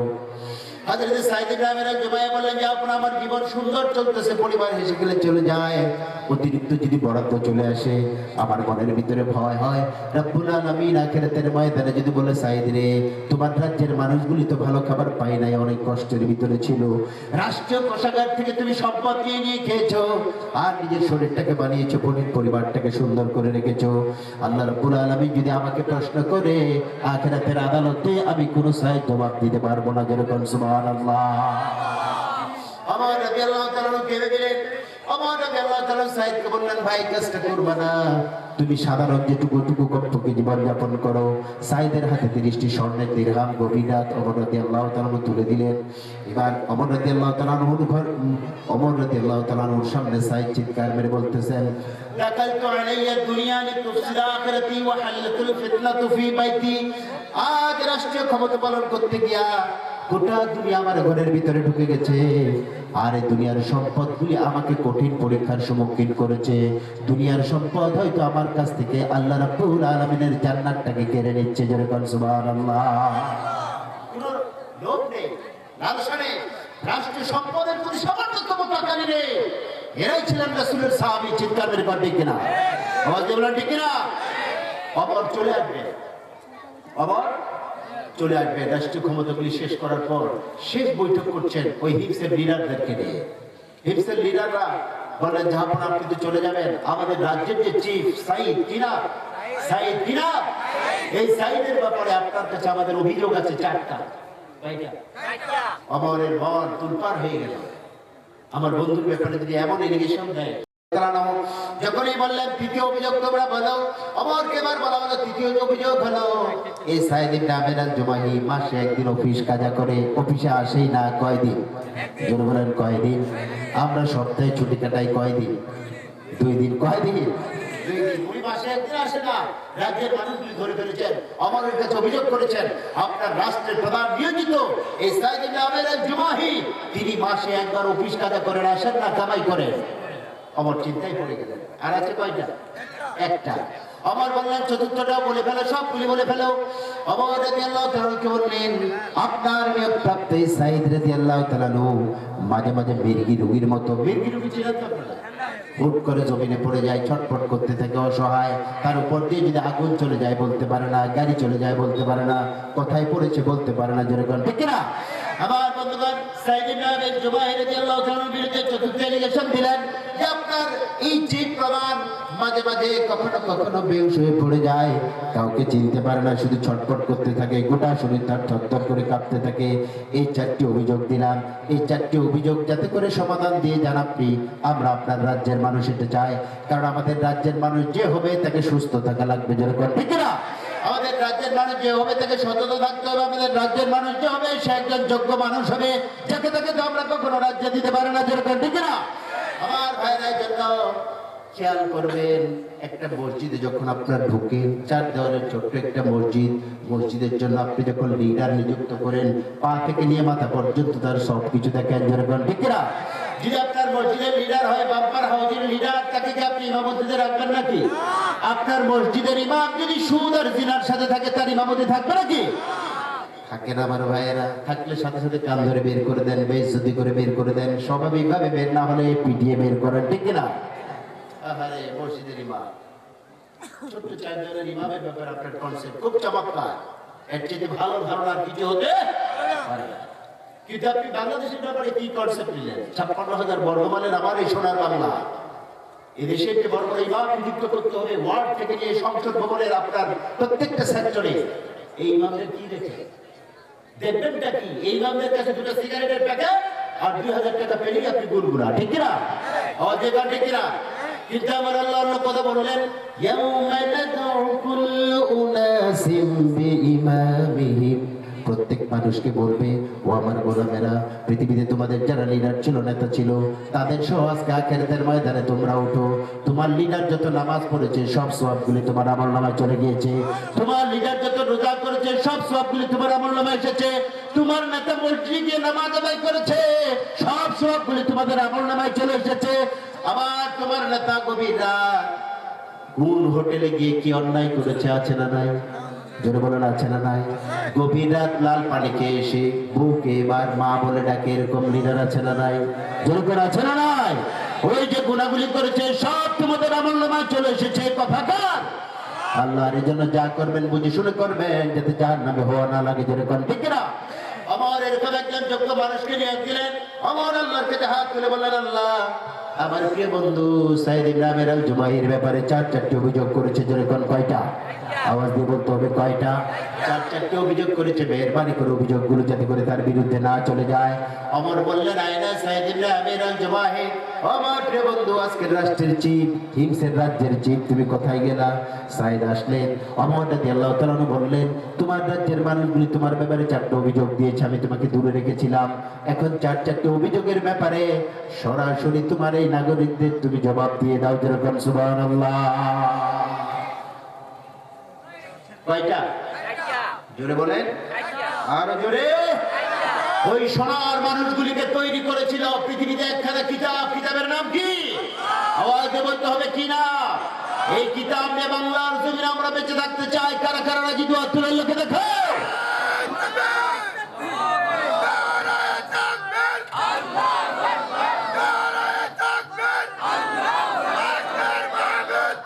আলহামদুলিল্লাহ। হাত নাড়া। খান তো ব্রয়লার মুরগি, আওয়াজ হবে কত, তাই না? না আপনাদের কিন্তু ব্রয়লার চলে না, তাই না? আল্লাহ বুঝার তৌফিক দিয়ে। যেরকম আমি প্রতিদিন মাহফিলগুলি থাকে আর স্টেজ আলহামদুলিল্লাহ এখন অনেক বড় বড় হচ্ছে, দিনে রাতে সব মিলে গলার খুব একটা অবস্থা ভালো না। আমি আমার নিজের গলাটাকে চিনি, আপনারা দেখেন আমার পরিচিত আছেন, আপনারা আমাকেও চিনেন, ঠিক কিনা? আল্লাহ আমাদের সবাইকে জান্নাতে একসাথে পরিচয় করে দেবেন মুমিন হিসাবে। জোরে বলেন আমিন। আরেকটু জোরে বলেন আমিন। আমার মায়েরা এসেছে, তাদের ব্যাপারেও কিছু কথা বলা লাগে, ঠিক কিনা? সাইদ ইবনে আমির আল জুবাইর রাদিয়াল্লাহু তাআলা প্রথম বললেন, তিনি বললেন, প্রথম কথা বললেন, সাইদ ইবনে আমির তুমি একটু দেরি করে আসো অফিসের দিকে, কারণটা কি? সাইদ বললেন, হুজুর এটা আমার একান্ত ব্যক্তিগত ছিল, যেহেতু আপনি আমার রাষ্ট্রের প্রধান খলিফাতুল মুসলিমিন ওমর, আপনার মতো শাসক খুঁজে পাওয়া যায় না। আপনি অর্ধজাহানের শাসক হওয়ার পরে তো আপনি সাধারণ মানুষ জীবনযাপন করেন একমাত্র কার ভয়ে? আল্লাহর ভয়ে। আপনি যেহেতু আল্লাহকে ভয় করেন, আপনাকে ভয় করা আমাদের জন্য দায়িত্ব হয়ে যায়। সুবহানাল্লাহ। কেন বলেন সুবহানাল্লাহ? অর্ধজাহান করেছে শাসন, দুলার তত্ত্বে বসি। অর্ধজাহান করেছে শাসন, দুলার তত্ত্বে বসি। খেজুর পাতার প্রাসাদ তোমার বারে বারে গেছে খুশি। আল্লাহু আকবার। কোন অনাড়ম্বর নাই, কোন রকমের ঠাটপাট নাই, কোন রকমের গর্ব নেই, অহংকার নেই। আমার বললেন, ভাই তাড়াতাড়ি করে বলো। সাইদ বললেন, আমার বাড়িতে আপনি রাষ্ট্রীয় যে সমস্ত মানুষকে রেখেছিলেন আমার কাজের জন্য, একজনকে আমি বাড়িতে রাখি নাই। আমার বড় পরিবার, বিবি আমার একটু বয়স্কা, একটুখানি অসুস্থ আমার বিবি, এই জন্য আমার বিবিকে সব কাজ দিলে তিনি করতে পারেন না। আমার বিবির সাথে পরিবারের সব কাজগুলি আমাকে এগিয়ে দিতে হয়। রাজ্যের কোনো মানুষের আমি খেদমত নেই না। রাষ্ট্রীয় ভাবে যারা আমার দায়িত্ব আছে, আমার পরিবার দেখার দায়িত্ব আছে, ওদেরকে বলেছি খবরদার আমার পরিবারের দায়িত্বের দরকার নাই। নাগরিকদের দুঃখ দুর্দশা দেখো, আমার কাছে এনে রিপোর্ট দাও। যেরকম সুবহানাল্লাহ। এই যে বিবিকে একটু আমি হেল্প করতে যাই, কাজ করতে যাই, যার ফলে খানিকটা অফিসে আসতে আমার একটু দেরি হয়ে যায়। যেরকম সুবহানাল্লাহ। বিবি হলো ঘরের রহমত। বিবি কি? ঘরের রহমত। স্বামী স্ত্রীর মহব্বত যেখানে বেশি, ঘরটা হয় জান্নাতের। যেরকম ঠিক কিনা? স্বামী স্ত্রীর ভিতরে মহব্বত যেখানে হয়, সেখানে ঘরটা হয় জাহান্নামের। যেরকম ঠিক কিনা? এখানে বিবি পিটার লোক আছেন নাকি আপনারা? আছেন? আল্লাহ নাজাত দান করুন। যেরকম আমি বিবিকে আদর করবেন। রাসূল সাল্লাল্লাহু আলাইহি ওয়াসাল্লাম বলেছেন, মহিলারা হলো কাচের গ্লাস। কিসের? কাচের গ্লাসকে যত আদর করে আপনি ধুবেন, যত আপনি ওটাতে ধোয়ার মতো হ্যান্ড ওয়াশ বা যত সাবান যত লাগাবেন, তত এটা চকচক দেখায়। যেরকম ঠিক কিনা? বেশি বাড়াবাড়ি করবেন, যদি চুপ করে পড়ে যায়, কি হয়ে যায়? ভেঙে যায়। বিবিদের সাথে খবরদার বেশি বাড়াবাড়ি করার দরকার নেই। আল্লাহ বুঝার তৌফিক দিন। যেরকম আমি এই জন্য বিষ্ণু সাজদা বললেন, 6 জন নারীকে দেখেছি আমি জাহান্নামী হিসাবে। কয়জন? 6 জন নারীকে দেখেছি জাহান্নামী হিসাবে। আর যারা মায়েরা মহিলা প্যান্ডেলে আছে, মাদেরকে অনুরোধ করে বলবো, এই 6টি যদি জাহান্নামী কাজ কারো থেকে থাকে, আজকের থেকে তওবা করবেন, আল্লাহ জান্নাতের ব্যবস্থা করে দেবেন। যেরকম ঠিক না? কারণ মহিলারা হলো আমাদের সমাজের দর্পণ। ওরা যদি ভালো হয়, ওদের পেটের ভিতর দিয়ে রেহেম দিয়ে আল্লাহ রাব্বুল আলামিন বাংলার জমিনে সুন্দর সুন্দর মানুষ পাঠাবেন, যেরকম ঠিক না? কারণ মানুষ গড়ার কারখানা হলো মায়ের পেট, ঠিক না? আমার ভাইয়ের জন্য মায়েরা যদি ভালো হয়ে যায়, সমাজ ভালো হয়ে যায়। আমরা যদি ভালো মা পাই, শাহজালাল, শাহপরান, শাহ মাকদুমের মতো মানুষ পৃথিবীতে আসবে, যেরকম ঠিক না? আমরা যদি মায়েদের মতো ভালো মা পাই, ওই মায়ের মাধ্যমে প্রলাপ আসবে, শহীদ আল্লাহ শহীদের মতো বড় বড় আলেম, যেরকম ঠিক না? আল্লাহ আমাদেরকে বোঝার তৌফিক দেন, যেরকম আমিন। রে ভাইরা, বিশ্বনবী জন্য বললেন 6 জন নারীকে জাহান্নামী হিসেবে দেখেছি। 1 নাম্বার বললেন মুহাম্মদ সাল্লাল্লাহু আলাইহি ওয়াসাল্লাম, যে নারী মাথায় কাপড় দেয় না, মাথার চুল দেখা যায়, মাথার কাপড় দেয় না, চুল দেখা যায়, পরপুরুষকে চুল দেখে দেখে এলাকায় বিভিন্ন জায়গায় ঘুরে ঘুরে বেড়ায়।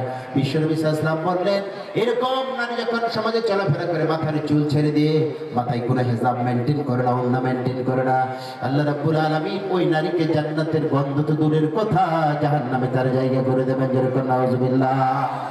মাথায় কাপড় পরে না, ছোট থেকে বাচ্চাদের শেখাবেন। আপনি ছোট্ট একটা গাছ বপন করলেন, গাছে যদি ঘেরা না দেন, এই গাছটা যে কোনো সময় ছাগল গরুকে খেয়ে ফেলতে পারে। আপনার ছোট বাচ্চা, তাকে যদি এখন থেকে হিসাব মেনটেন না করার, যে কোনো সময় বিপদের আস্তানায় পড়তে পারে। চিৎকার মেরে বলতে কিনা? বিগত সময়গুলিতে আমরা বলেছিলাম বাংলাদেশে ইসকন নামে একটি সংগঠন কাজ করতেছে। বিধর্মীরা আমাদের মুসলিম মেয়েদেরকে নিয়ে প্রেমের খেলা খেলে অনেক মুসলিম মেয়েকে ইন্ডিয়াতে তারা আমার ভাইরা পাচার করেছে। গত পরশুদিন দেখলাম এরকম মহিলার একটা ক্যালকুলেশন দিয়েছে, বাংলাদেশে উঠতি বয়সের মেয়েদেরকে ইন্ডিয়ায় পাচার করেছে 2 লক্ষেরও বেশি। নাউজুবিল্লাহ বললেন না? চিৎকার বের করে নাউজুবিল্লাহ। আমার এই বোন যদি হিসাব মেনটেন করতে, অন্যায়ের হাত না বানাতো, এই বিপদ তাদের কাছে আসতো না, যদি ঠিক কিনা? প্রত্যেকটি হিন্দু অন্য ধর্মের মানুষ আমাদের কাছে আমানত, তারা সংখ্যালঘু, যেরকম ঠিক কিনা? আমরা সংখ্যালঘু বলবো না তাদেরকে, তারা হয়তো সংখ্যায় কম, লঘু বলতে যাব না, তারা আমাদের কাছে আমানত। তাদের বিরুদ্ধে অন্যায় যদি কেউ করে, বিশ্বনবী বলেছেন সংখ্যা কমদের উপর যদি কেউ অন্যায় করবা, আখিরাতের ময়দানে আমি মুহাম্মদ তার বিরুদ্ধে মামলা দায়ের করব। সুতরাং আমাদের দ্বারা এটা হয়ও না। আমরা তোমাদের সর্বোচ্চ সম্মান করি, তোমরা বাংলার জমির সম্মান নিয়ে বেঁচে যাবে, এটা আমাদের কামনা। কিন্তু সম্মানের নাম করে মাথায় লাভ ত্যাগ করে বন্ধ করে জোর করে কিনা? আল্লাহ আমাদেরকে বুঝার তৌফিক দেন, যেরকম আমিন। প্রিয় বান্ধবরা আমার, প্রথম বললেন মাথার চুল যে মহিলা খুলে বেড়ায়,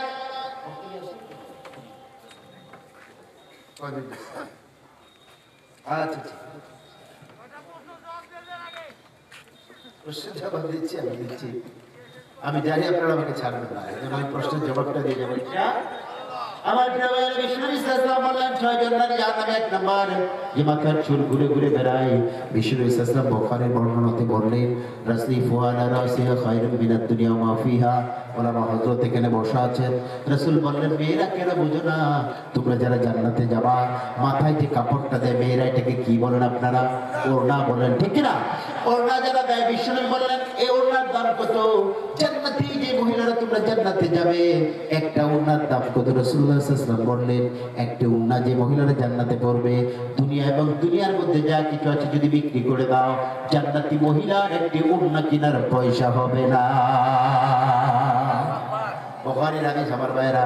এজন্য এখানে যে মা বোনেরা আছে, আজকে থেকে পর্দা মেনটেন করবেন, খবরদার মাথার চুল যাতে কেউ দেখতে না পারে। 2 নম্বরে বিশ্বনবী সাল্লাল্লাহু আলাইহি ওয়াসাল্লাম বললেন, যে মহিলা স্বামীর সাথে মুখোমুখি তর্ক করে, ঝগড়া বাঁধতে পড়ে, কেউ কাউকে ছাড় দিয়ে কথা বলে না, এমন এমন ভাষা ব্যবহার করে ফেরেশতারা পালিয়ে যায়, পরক্ষণে শেষ পর্যন্ত ইবলিস হওয়ার সেখানে থাকতে পারে না। আছে না নাই? যেরকম আছে না নাই? শ্বেতাবগঞ্জের মেয়েরা এরকম না, অনেক ভালো, ঠিক কিনা? এরকম ঠিক কিনা? এরকম আছে নাকি? না আপনারা একটু বদনাম করবেন না, এখানকার মেয়েরা অনেক ভালো, আল্লাহ কবুল করেন, যেরকম আমি। আমার মেয়েরা যদি স্বামীর সাথে মুখোমুখি তর্ক করো, বিশ্বনবী সাল্লাল্লাহু আলাইহি ওয়াসাল্লাম বললেন তোমাকে জাহান্নামে হতে হবে, কোনো রকমের সন্দেহ নাই। 3 নম্বরে বিশ্বনবী সাল্লাল্লাহু তাআলা আলাইহি ওয়াসাল্লাম বললেন, যে মহিলা স্বামী ছাড়া অন্যের পর পুরুষের সাথে মেলামেশা করে, অন্য পর পুরুষের সাথে আড্ডা দেয়, মিষ্টি মিষ্টি করে হেসে হেসে কথা বলে, স্বামী ছাড়া অন্য কোনো পুরুষের সাথে মিষ্টি মিষ্টি করে হেসে কথা বলে, বাসায় স্বামীকে বললেন একটু থাকো, মার্কেটে একটু জরুরি জিনিস আছে বাচ্চার জন্য নিতে গেলাম। বা স্বামীকে বললো এক কথা, পরে দেখা গেল জেলা শহরের বিভিন্ন রকম জায়গায় গিয়ে অন্য বন্ধুর সাথে আড্ডা দেয়। এরকম আছে না নাই? আমার বন্ধুগণ বলেন আছে না নাই? বিশ্বনবী বললেন স্বামী ছাড়া যদি কখনো তুমি পর পুরুষের সাথে এভাবে সম্পর্ক করো, জান্নাতের গ্রাম তো দূরের কথা, সমস্ত জিন্দেগি তোমাকে জাহান্নামে কাটাতে লাগবে। চিৎকার মেরে কর নাউজুবিল্লাহ। চতুর্থ নম্বরে বিশ্বনবী সাল্লাল্লাহু আলাইহি সাল্লাম বললেন, যেই নারী ফরজ গোসল করতে দেরি করে ফেলে, এই রোগ ঘরে ঘরে আছে আমার ভাইয়েরা। সবার ঘরের কথা বলি না, অনেকের ঘরে ঘরে আছে। ফরজ গোসল ফরজ হয়েছে, ফজর চলে গেল গোসল নাই, জোহর চলে গেল গোসল নেই, আসর চলে গেল গোসল নেই, মাগরিবের পর অথবা আগে গিয়ে গোসল করতেছে। এই যে সারাদিন যারা অপবিত্র অবস্থায়, বিশ্বনবী বললেন ওই নারীর উপরে আল্লাহ রাব্বুল আলামিনের ফেরেশতারা লানত করতে থাকে। নাউজুবিল্লাহ। এবং এটার কারণে আজকে বন্ধুগণ, ব্রিটিশেরা পেরিয়ারা আমাদেরকে এখন একটা ভ্যাকসিন দেয় আমাদের বাচ্চাদেরকে দেওয়ার জন্য, যাতে করে দুরারোগ্য ব্যাধি যৌন ক্যান্সার থেকে তারা বেঁচে যায়। বিশ্বনবীর হাদিসের উপরে যদি আজকে আমার মুসলিম নারীরা আমল করতো, এই দুরারোগ্য ব্যাধি মরণ ব্যাধি কখনো তাদেরকে ধরতে পারতো না। জোরে কোন ঠিক কিনা? এই জন্য 4 নম্বরে বললেন ফরজ গোসল তাড়াতাড়ি করে ফেলবে, নাহলে জাহান্নাম সবাই অপেক্ষা করতেছে। 5 নম্বরে বিশ্বনবী সাল্লাল্লাহু আলাইহি ওয়াসাল্লাম বললেন, যেই নারী কানাকানি ফিসফিসানি করে বেড়ায়, গীবত করে বেড়ায়, পরনিন্দা পরচর্চা করে বেড়ায়, গীবত এটা অত্যন্ত খারাপ জিনিস। বিশ্বনবী সাল্লাল্লাহু আলাইহি ওয়াসাল্লাম বলেন, আল গীবাতু আশাদ্দু মিনাল জিনা, জিনার চাইতে গীবতটা বড় কঠিন। বিশ্বনবী সাল্লাল্লাহু আলাইহি ওয়াসাল্লামকে সাহাবায়ে কেরাম জিজ্ঞেস করলেন, আতাদরুনা মাল গীবা, ইয়া রাসূলুল্লাহ গীবতটা কি? বিশ্বনবী সাল্লাল্লাহু আলাইহি ওয়াসাল্লাম বললেন, তুমি তোমার ভাইয়ের ব্যাপারে এমন কথা বলে বেড়াও, ও যদি তার সে যদি উপস্থিতিতে এই কথাটা শুনতো, তার মনের ভিতরে বড় কষ্ট লেগে যেত। সাহাবায়ে কেরাম বললেন, হুজুর যে কথাটা বলতেছি ওই দোষটা যদি তার ভিতরে থাকে, বিশ্বনবী বললেন, তাও তুমি গীবত করলা। আর যদি তার ভিতরে ওই দোষটা না থাকে, এটা হয়ে গেল বুহতান। গীবতের চাইতে মারাত্মক, এটাকে বুহতান বলা হয়। আল্লাহ রাব্বুল আলামিনের দরবারে মাফ পাওয়া যাবে না। আবার অপর একটি হাদিসে বিশ্বনবী বলেন, আল গীবাতু আসাদ্দু মিনাল জিনা, গীবতটা জিনার চাইতে কঠিন। সাহাবায়ে কেরাম বিশ্বনবীকে জিজ্ঞেস করলেন, হুজুর জিনার চাইতে এটা কঠিন হয় কেমনে? বিশ্বনবী সাল্লাল্লাহু আলাইহি ওয়াসাল্লাম বললেন, কেউ যদি জীবনে জিনা করে ফেলে, সেটি মন থেকে আল্লাহকে বলে, আল্লাহ আর এই পাপের কাজে পা বাড়াবো না, জিনার কাজে আর কখনো পা বাড়াবো না, এরকম নিয়ত করে যদি আল্লাহর কাছে বলে, আল্লাহ তার গুনাহ মাফ করে দেন। বলুন সুবহানাল্লাহ। আর গীবতটা এমন একটা জিনিস, যার গীবত করেছে যতক্ষণ পর্যন্ত সে না মাফ করে, আল্লাহ রাব্বুল আলামিন তাকে মাফ করবেন না। জোরে কর নাউজুবিল্লাহ। আজকের থেকে কোনো গীবত ছেলেরাও করবেন না, মেয়েরাও করবেন না। বিশ্বনবী সাল্লাল্লাহু আলাইহি সাল্লাম এই জন্য 5 নম্বরে বললেন, কানাকানি ফিসফিসানি গীবত যে মহিলারা করে জাহান্নামে যাওয়া লাগবে, জান্নাতের কোনো সুগ্রাণ পাবে না। 6 নম্বরে বিশ্বনবী সাল্লাল্লাহু আলাইহি সাল্লাম শেষ কথা বললেন, যে মহিলা অন্যের সুখ দেখে জ্বলে পড়ে মরে যায়, মহিলাদের ভিতরে এই কাজটা সবচেয়ে বেশি হয়। অন্যরা যদি একটু ভালো টাকা পয়সা হয়, ভালো চলে, চোখে লেগে যায়, এত ভালো চলতেছে, তার বিরুদ্ধে দোষ নাই, তারপরে দোষ খুঁজে সমাজে ছড়িয়ে বেড়ায়, আছে না? এরা হচ্ছে ভাইরাস, চরম ভাইরাস। আমাদের দেশ থেকে ভাইরাস গিয়েছে, করোনা ভাইরাস, হয়তো 1-2 বছর সাফার করেছি, চলে গিয়েছে। কিন্তু নারীরা যদি এরকম হয়, যুগের পরে যুগ সমাজটাকে নষ্ট করে ছাড়ে। জোরে কোন ঠিক কিনা? এই জন্য আমার ভাইরা, মায়েদের উদ্দেশ্যে এই 4টা আমি ফরমায় জারি করলাম বিশ্বনবীর হাদিস অনুযায়ী। এই 6টা আমি আপনাদেরকে বলে গেলাম। খবরদার 6টা দোষ যদি থাকে, আজকে আল্লাহর কাছে তওবা করেন, আল্লাহ মাফ করে দিন। পাশাপাশি মায়েরা যাতে ঘাবড়ে না যায়, নারীদের মন বড় বড় সরল নারী, এরা যাতে ঘাবড়ে না যায়, জাহান্নাম তো অবদায়িত হয়ে গেল। পাশাপাশি বিশ্বনবী সাল্লাল্লাহু আলাইহি ওয়াসাল্লাম হাদিস নিয়ে এসে বলতেছেন, মায়েরা যদি তোমরা 4টি কাজ করতে পারো, আল্লাহ রাব্বুল আলামিন জান্নাত দিয়ে দেবেন। কয়টা? 4টা কাজ। 1 নাম্বার বললেন, আল মারআতু ইজা সাল্লাত খামসাহা, যেই মা 5 ওয়াক্ত নামাজ আদায় করবে, ওয়া সামাত সাহরাহা। 2 নম্বরে বললেন, যেই মা রমজানের রোজা পালন করবে। 3 নম্বরে বলেন, ওয়াহসানাত ফারজাহা, নিজের সতীত্বের হেফাজত করবে, পর্দা মেইনটেইন করবে, নিজের সতীত্বের হেফাজত করবে। 3 নম্বরে বললেন। 4 নম্বরে বললেন, ওয়াতাত বালাহা, স্বামীর খেদমত করবে, স্বামীকে জীবনের সবচেয়ে ইম্পর্টেন্ট মনে করবে। বিশ্বনবী সাল্লাল্লাহু আলাইহি ওয়াসাল্লামের সামনে একটা জঙ্গলি উট দাঁড়িয়ে গেলেন, জঙ্গলি উট এসে রাসূলের পায়ের কাছে পড়ে গেলেন। সাহাবায়ে কেরাম বললেন, হুজুর জঙ্গলি উট যেভাবে আপনার পায়ে পড়ে গেল, আমরাও তো আপনার পায়ে পড়ে আপনাকে এইভাবে সিজদা করতে পারি, জঙ্গলি উট যেভাবে সিজদা করলো।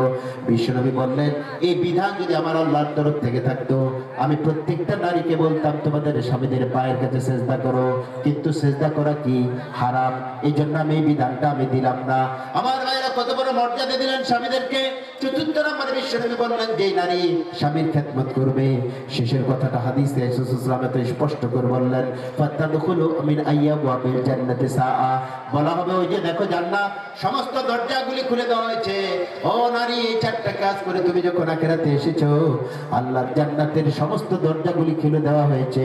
যেই জান্নাত তোমার পছন্দ হয় সরাসরি ঢুকে যাও, কোনো ফেরেশতা বাধা দেবে না। আল্লাহ আমাদেরকে বুঝার তৌফিক দিয়ে দেন। জোরে বলেন আমিন। আর জোরে বলেন আমিন। মায়ের আজকে সবচেয়ে বেশি সারা বাংলাদেশ দেশ বিদেশের মহিলা, বিশেষ করে বাংলাদেশের মহিলারা আমাদেরকে বলছে যে হুজুর আমরা এবার ভুল করবো না। আমাদের স্বামীরা বিড়ি সিগারেট টাকার কাছে হেরে যায়, আমরা এবার সত্যকে দেখতে চাই বাংলার জমিনে। সুবহানাল্লাহ বলতে পারলেন না? আপনারা তো এর সাথে ওর সাথে সম্পর্ক রাখতে গিয়ে ভালো কিছু করতে পারেন না। এই জন্য মায়েদেরকে যে ওয়াজগুলি শুনিয়ে দিয়ে গেলাম, আপনি আমলগুলি করবেন যেরকম আমি।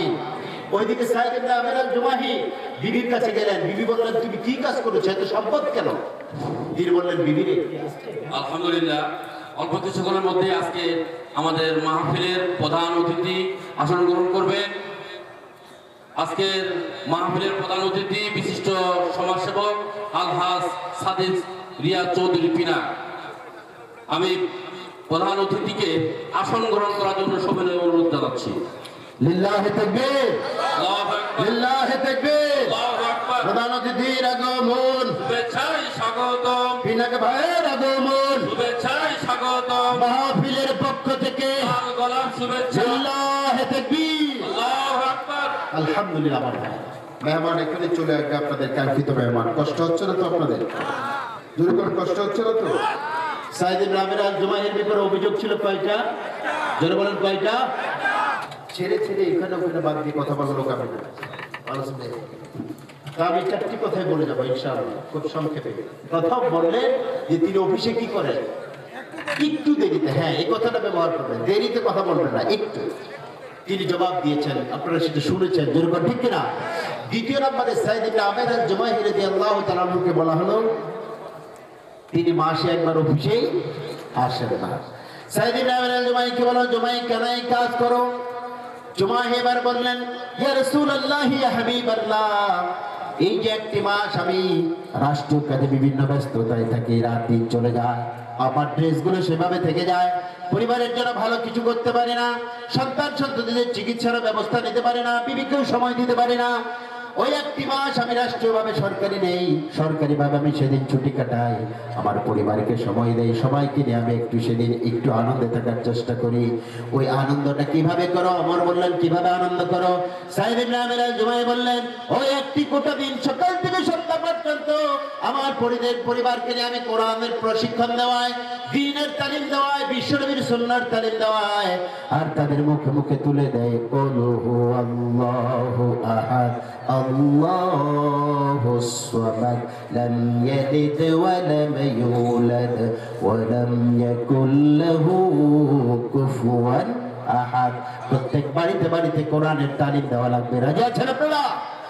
রাজি আছেন? কাউকে লাগবে না, আপনি নিজে আপনার বাচ্চাকে শেখান। আপনার বাচ্চা কি হবে আপনি সেটা শেখাতে পারবেন।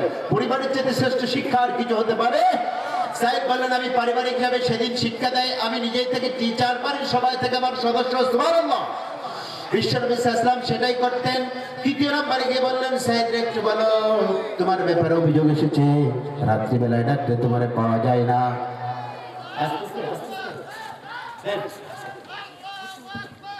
প্রধান বক্তার আগমন, প্রধান বক্তার আগমন, প্রধান বক্তার আগমন, মাহফিলের পক্ষ থেকে ঠান্ডা শুভেচ্ছা। নারায়ে তাকবীর, আল্লাহু আকবার, নারায়ে তাকবীর, আল্লাহু আকবার। প্রধান মেহমানের আগমন, শুভেচ্ছায় স্বাগত।